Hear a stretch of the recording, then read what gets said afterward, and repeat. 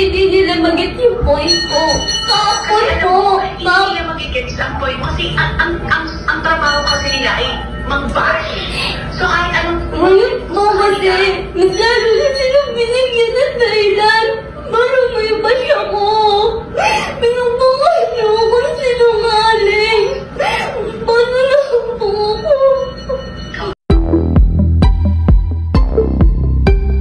Christine ng Especially For You, pilit nga bang pinagsisinungaling ng It's Showtime staff, at sabihing totoong bineso siya ni Axel, kahit wala naman itong katotohanan. Makikita sa video na ito nakausap ni Christine ang isang Showtime staff habang iyak ng iyak ang dalaga at maririnig na sinasabi niyang, "Pinagmukha niyo akong sinungaling, paano na po ako?" Pinagbakas niyo akong sinungaling. Paano lang po ako? Trending pa rin at usap-usapan sa social media ang naging issue nila Vice Ganda kasama ang buong Showtime family, at ang dalawang contestant sa Especially For You segment ng programa na sila Axel at Christine. Naging malaking issue ang tila paggalit na pagsaway nila Vice Ganda at ng ilang Showtime host kay Axel nang tila bineso nito si Christine at nailang ang dalaga. Komento ng publiko, pag pogi ang hahalik ay okay lang kila Vice Ganda, pero pag pangit naman ay madedemanda agad at sisigawan pa ng mga host. Napahiya rin si Axel sa pagtrato sa kanya on live television, kaya bilang pagtatanggol sa sarili ay ipinaliwanag niya ang totoong nangyari. Hello guys, ako nga pala si Axel. I just want to clarify lang sana yung nangyari kahapon sa segment ng Showtime, yung Especially For You. Kasi ito yun, yung syempre hindi ako napili.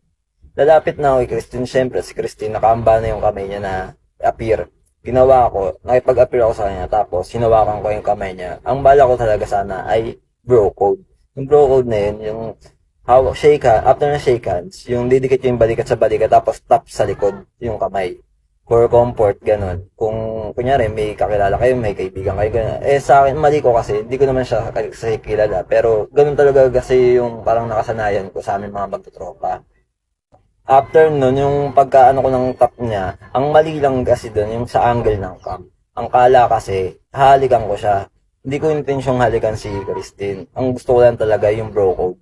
Tapos, syempre hindi siya comfortable sa bangkuan niya nung oras na yun. Kasi mali talaga yung bangko. Kailangan mo talaga yung yumuko para mapalapit sa kanya. Ang ano kasi dun, kala sa angle ng cam, halikan mo siya. Doon, tas nagsigawan sila, may guys, ganyan. Ako na blanco na ako, syempre, tas napatingin ako sa mga audience. Parang feel ko talaga, sobrang napahiya ako kasi madedemanda ako na wala naman akong masamang intention. Tapos ayun, yung feel na gusto kong mag-walk out o kaya umiyak na lang, ganun. Pero hindi ko ginawa. Naging ano pa rin ako, parang matatag pa rin ako sa harap ng camera para kunyari hindi ako nasaktan. Pero deep inside sobrang sakit. Uulitin ko po, hindi ko po talaga hahalikan si Christine ng time na yun. Walang nakawang halikan naganap, wala po. Ang naging ano lang po kasi talaga dun, yung angle ng cam, tsaka reaction po ng mga tao.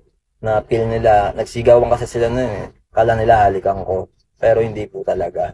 And then, parang na ano talaga ako sa pagsigaw ni Meme Vice. Doon na ako na blanco. Kaya, wala na ako nasabi nun. Parang, na-speechless talaga ako nun. Pero, sana po, sa mga nagbabash po dyan, yung mga nagko-comment ng hindi maganda, stop na po natin yan. Kasi, nakakasakit na din po kayo. Ang hirap din kasi sa social media, yung mas pinaniniwalaan nyo yung napapanood nyo at nakikita nyo. Hindi nyo inaalam muna kung ano yung totoong nangyayari bago kayo mag-post ng kung ano-ano. Tsaka, hindi nyo alam kung nakakasakit na kayo, ganun. Gusto ko lang din naman mag-sorry kay Christine kasi nadadamay siya sa mga, sa mga pambabash sa akin. Ayun lang. Gusto ko lang naman yung makapagpasaya kahapon kahit nagmumukha akong tanga. Ginagawa ko pa rin yung best ko para makapagbigay ng entertainment sa inyo. Pero yun pala mangyayari.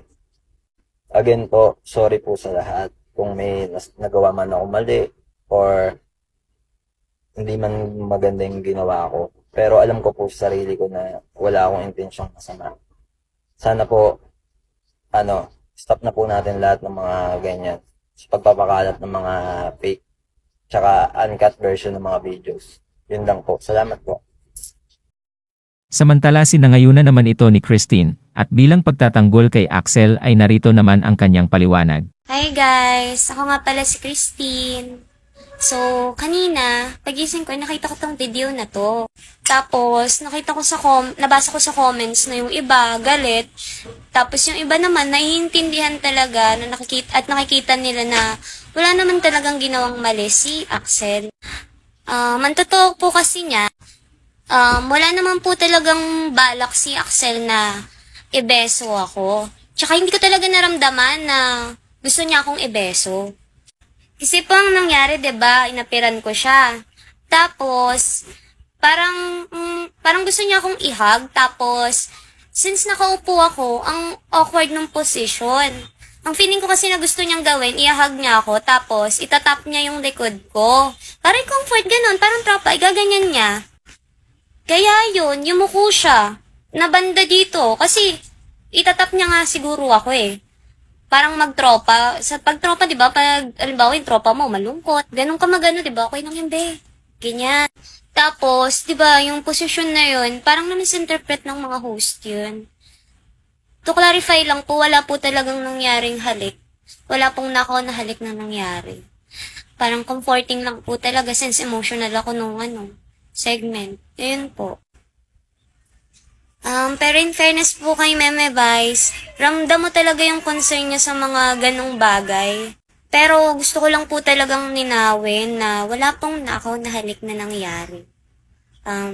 Concern, parang lang talaga, gusto niya talaga ako i-comfort. Ganun. Dahil lang sa position na nakatayo siya at nakaupo ako, na misinterpret lang po talaga siguro ng mga host yun. Ngayon, pasensya na din po, lalo na kay Axel, sorry. Sana, maging okay ka. Pasensya ka na kung nangyari yung ganito. Matapos ang pahayag nila Axel at Christine, ay agad naman humingi ng public apology si Vice Ganda sa dalawa, lalong-lalo na kay Axel na napahiya sa kanilang programa. Ani Vice sa kanyang tweet. Sorry na mali ang reaksyon ko, ang dating kasi sakin, at sa ibang andun na off si girl na sinunggaban siya ng halik and I thought na she felt violated. Since hindi naman pala I will apologize to the guy. Samantala kahapon lang Martes June 4, ay binawi na ni Vice Ganda ang paghingi niya ng apology kay Axel. Kwento ni Vice umamin na raw si Christine sa totoong nangyari at talaga na off daw siya o naasiwa at hindi naging komportable sa ginawang akmang pagbeso sa kanya ni Axel. Kaya binabawi at hindi na niya kailangan pa ang paghingi ng public apology kay Axel. Kwento pa ni Vice, obligasyon daw nilang protektahan at pangalagaan ang kanilang mga guest sa programa. Samantala ngayong araw naman ay lumatang ang isang netizens na nangangalang Jello Bernabe na malapit kay Christine at hawak niya ang isang video kung saan makikita na iyak ng iyak si Christine habang kausap ang isang Showtime staff. Tila pinipilit nito na baguhin ni Christine ang kanyang naunang statement at palabasin na nabastos siya sa ginawa ni Axel na wala namang katotohanan. Captions pa ni Jello, nakakaawa si Christine, totoo talaga yung sinabi niyang statement, grabe kayo Showtime. Pinubukas niyo akong sinungaling. Paano lang po ako? Hi guys, magsasalita lang po ako about sa issue ni Christine saka ni Axel. Since kapatid ko po yung ex ni Christine, nag-send po siya sa akin ng video na pinapaliwanag po yung nangyari about dito sa issue. Kasi wala daw naniniwala kay Christine, sinasabihan daw na sinungaling at kung ano-ano pa. At ang dami nang nagme-message sa kanya. Gusto na nilang ilinaw o linawin. Ito yung chat namin, yung conversation namin ng kapatid ko. Disclaimer lang po, yung video na yon galing po sa kapatid ni Christine. Tapos, sinend lang po sa kapatid ko. And then, kaya po na magkasama sila ngayon kasi tinawagan po ng Showtime o tinawagan po ng isa sa staff ng mga Showtime yung kapatid ko para i-comfort si Christine since nag-hysterical na daw po. And wala po silang kasama kasi naglilipat po ng bahay sila Christine. Kaya po pinapunta ng Showtime yung kapatid ko sa bahay nila. Panoorin nyo po yung mga video para malaman nyo po yung totoong nangyari. Ito po yung video, ipa-flash po dito.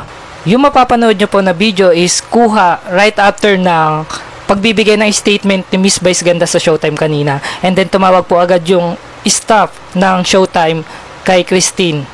And ayun po yung usapan nila. Alam ko po na hindi tama na i-post ko to kasi alam ko po na private yung usapan nila. Pero hindi rin po tama na ibabash si Christine nang dahil sa mga pagkakamali. O wala po akong sinisisi na tao. Pero kasi nasisira po yung buhay ni Christine ngayon. And nakasama ko po siya dito sa bahay, matagal po. Kaya pinagtatanggol ko din po. Klaro, yung statement, yung dalawang video na release mo, diba yung unang sabi mo, hindi ka naman off? Hindi mo kasi in-explain ko po na tatlong video nga po ko eh. Kaya nga, nakatatlong video ka na iba-iba din yung sinabi. Hindi po, iba-iba. Paulit-ulit ko po. In-exaggerate ko lang po. Kasi mga tao na nire-replyan po sila kasi hindi nila mag-get yung point ko. Kahapon po. Hindi nila mag-get ang point mo kasi ang trabaho kasi nila ay mag-bash. So kahit anong... Ngayon po kasi, mas lalo na silang binigyan ng dahilan. Marumay ba siya ko? Pinagbakas niyo akong sinungaling. Paano lang po ako? Okay, hindi yan ang nangyari. Hindi yan ang totoong nangyari. Hindi yan ang intensyon. Pero magsasalita... At naku eh, nakanood ko po yung video na doon. Tapos, nakukubawas na rin ako kumuha ko, ma'am. Alis na rin ako kumuha. Hindi ko kasi kaya. Hindi nga po kaya ng konsensya ko magsinungaling eh. Tapos, yun po yan ang panood ko. Kasi na yan naman po yung sitwasyon ko, ma'am. Hindi na ako pinangalan. Sige, Christine, tawagan ka ulit namin, ha? Sabi mo, okay, inaayos ko na. May inaayos na kaming leak with doctor, ha?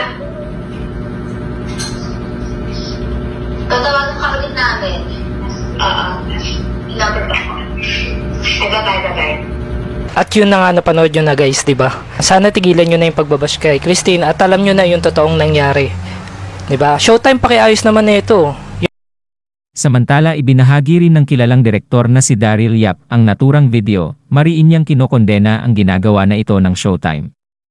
Grabe naman ito, it's Showtime. Sino yung kausap nung Christine? Staff ba ng Showtime yan?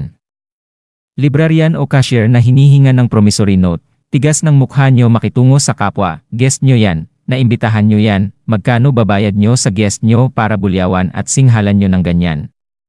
Siya ang may pakiramdam, katawan niya yan, emosyon niya yan, mas kayo ang nakakaalam, mas pinili nyo pang magmukhang tanga magpaliwanag kesa umamin sa pagkakamali, na sobrahan kayo Pride Month. Sabi ni Daryl Yap sa isyong gustong pagsinungaling si Christine ng Showtime sa kanyang naunang pahayag.